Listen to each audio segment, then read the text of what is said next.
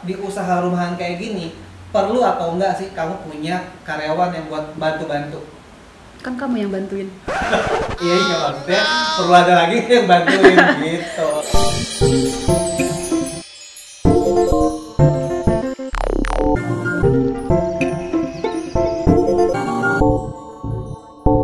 Halo teman-teman, selamat pagi dan kembali bertemu dengan saya Johan dan istri saya Tika. di dalam satu segmen spesial bersama dengan JRW Box Media, yaitu Ngusik atau Ngulas Kisah. Nah, jadi minggu lalu kita juga mengucapkan terima kasih banyak ya atas respon yang positif, udah gitu banyak input dari teman-teman semua nih. Nah, jadi di segmen terbaru ini kita akan kembali explore, yaitu terutama mengenai gimana cara kita ngulas perjuangan rintis usaha kecil dari rumah nih teman-teman.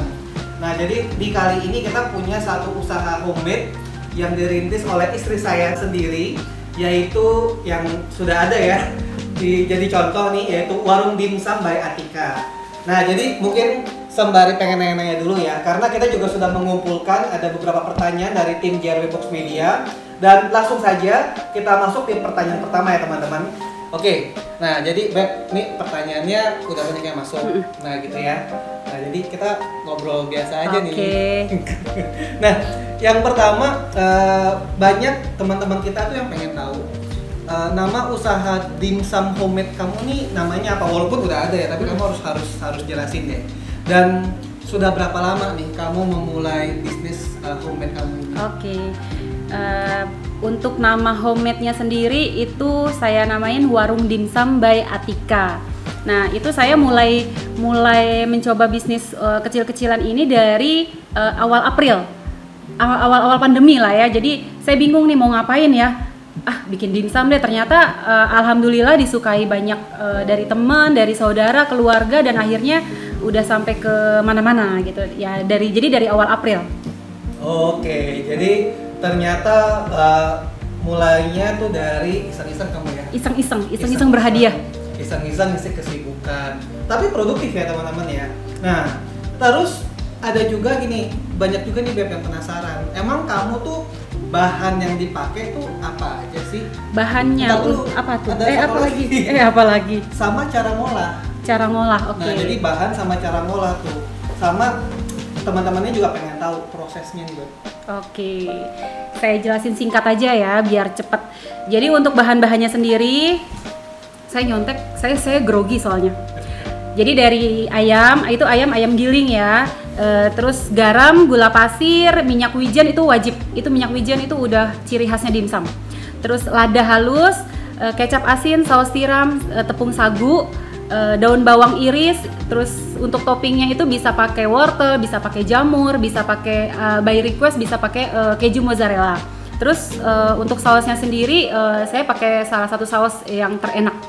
Udah situ aja. Terus untuk prosesnya itu awalnya dari ayamnya itu ayamnya udah berbentuk giling ya. Jadi ayam dicampur dengan tepung sagu, dicampur dengan bumbu-bumbu yang tadi saya sebutin, itu kita olah, kita aduk. Nah, nanti baru dimasukkan ke kulit. Oh ya, tadi kulit dimsumnya ketinggalan. Jadi dimasukkan ke kulit dimsum. Kita bentuk sesuai dengan bentuknya. Dan nanti habis itu kita apa sih namanya yang kukus selama 20 menit. Kukus selama 20 menit ya. Gue tahu soalnya. Aku grogi. Terus setelah 20 menit tunggu sampai agak dingin, kita langsung packing sesuai dengan request yang sudah masuk ya. Misalnya ada yang pesan sekian, jadi saya langsung masukin sesuai dengan pesanan gitu. Jadi prosesnya itu kurang lebih sekitar 1 jam. Jadi dari awal pengolahan sampai dimasak, sampai dikukus, sampai dengan packing itu kurang lebih 1 sampai 2 jam tergantung besarnya request besarnya yang saya masak juga. Gitu. Tadi perlu dicatat ya, dia punya bumbu rahasia, yaitu saus terenak. Nah, saus terenak bener. Itu rahasianya si Atika loh. Nah, terus gini Beb, teman-teman ini juga banyak yang penasaran cara kamu nyajiinnya, udah gitu packaging nih. Packaging warung dimsum ini tuh gimana sih caranya kamu untuk bisa kasih ke yang sudah order? Kalau untuk packagingnya sih sebenarnya simpel banget, karena saya pakai packing yang tahan panas ya. Jadi mau dikirim kemanapun itu aman dan dia kedap udara. Jadi insya Allah aman sampai dengan tujuan, sampai dengan pemesan. Dan terus saya kirimnya juga itu dengan frozen. Jadi dimsumnya itu masih dalam keadaan dingin gitu. Jadi pada saat penerimanya itu dimsumnya masih fresh. Nah, terus ada lagi nih Beb. Jadi tadi kan soal packaging ya. Nah mungkin ini sih di luar pertanyaan dari timnya JRW nih. Kamu itu kalau open PO itu rata-rata berapa pack kamu langsung bisa buat dan yang order? Waktu awal-awal sih saya masih sanggup sekitar 100 piece ya, 100 piece nambah alhamdulillah ke 200 dan alhamdulillahnya waktu itu sampai pernah 1350 piece dalam satu minggu. Nah, jadi itu paling banyak 1350 karena memang itu langsung dikirim ke beberapa pulau di Pontianak, Manado, Palembang, dan Jambi. Itu paling jauh. Alhamdulillah itu paling banyak. Jadi nggak tentu sih. Jadi ada yang dari mulai 100 sampai dengan 500, 600 dan berikutnya. Itu bagus banget ya teman-teman ya. Nah jadi mungkin kamu sambil bisa jelasin lagi nih kepada teman-teman semua nih. Jadi menurut kamu cara promosi yang paling oke untuk warung dimsum ini berarti seperti apa? Kalau saya memanfaatkan media sosial, kita punya handphone itu smartphone, jadi memang harus dimanfaatin.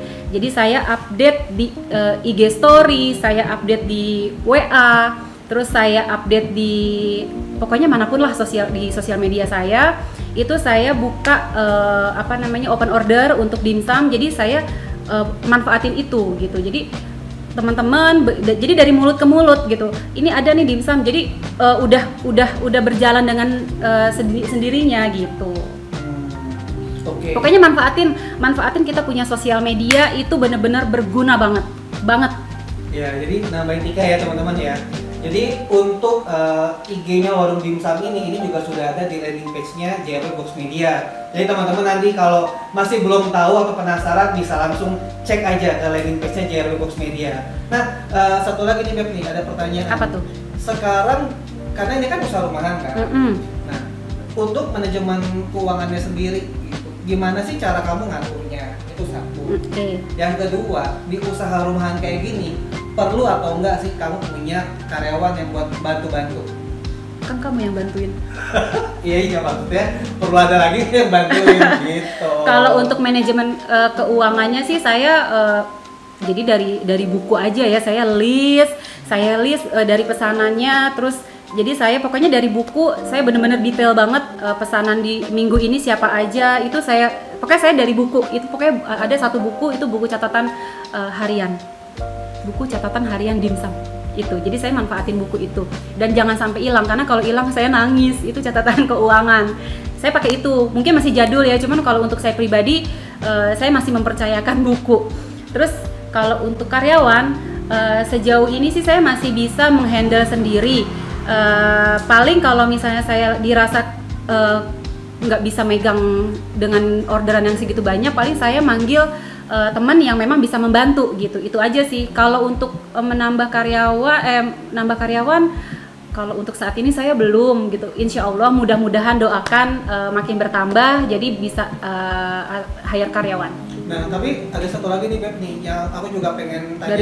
Dari tadi satu lagi. Nggak apa-apa, karena ini juga penting. Kan kamu kan juga pegang keuangan rumah tangga kan? Oke, ya. Nah, tapi kan kamu kan juga berbisnis. Nah, jadi kalau cara kamu nih memanage itu nih sebagai seorang ibu rumah tangga yang juga punya usaha dengan alokasi pengeluaran rumah tangga sehari-hari itu, caranya kamu tuh gimana? Kalau cara saya satu itu saya untuk rekening, rata-rata kan semua yang pesan itu kan transfer ya, jadi nggak ada ya, hampir jarang yang kasih cash gitu, jarang. Jadi rata-rata transfer itu saya menggunakan rekening lain. Jadi rekening untuk dimsum saya sendiri dan rekening untuk operasional juga saya sendiri gitu. Jadi insya Allah nggak kecampur-campur untuk dimsum, untuk operasional sehari-hari, untuk kebutuhan sehari-hari itu saya nggak kecampur. Jadi udah ada tempatnya sendiri gitu. Oke. Nah jadi teman-teman semua tambahan dari Atika tadi itu bagus banget ya. Jadi harus dipisahin supaya kenapa? Supaya benar-benar kelihatan nih mana yang benar-benar hasil usaha kamu yang udah kamu rintis, dan juga yang harus dipisahin ya dengan pengeluaran rumah tangga sehari-hari. Nah jadi rasanya itu aja. Thank you banget, kamu juga udah mau cerita dan sharing ke teman-teman semua. Aku mau sampein dikit. Boleh dong, Pokoknya boleh. gini, untuk teman-teman dimanapun berada, manfaatkan sosial media kita sepositif mungkin. Kita nggak pernah tahu itu akan menghasilkan sesuatu yang sangat positif juga gitu. Pokoknya handphone kita sudah smartphone, jadi kita juga harus smart gitu. Iya, jadi kalau kata orang ya, ibu rumah tangga itu harus tetap produktif, harus bisa memberikan banyak manfaat buat orang lain. Betul. Gitu. Jadi thank you banget waktunya, dan semoga sesi ini bisa menginspirasi teman-teman semua, apalagi yang ingin mencoba membuka usaha baru atau merintis semua yang masih berkaitan dengan yang kamu senengin ya. Mau itu hobi ataupun passion kamu, Betul. yang penting kamu harus tetap positif dan produktif. Sekian dari kita, saya Johan dan Tika. sampai ketemu lagi di segmen musik berikutnya. See you, bye-bye.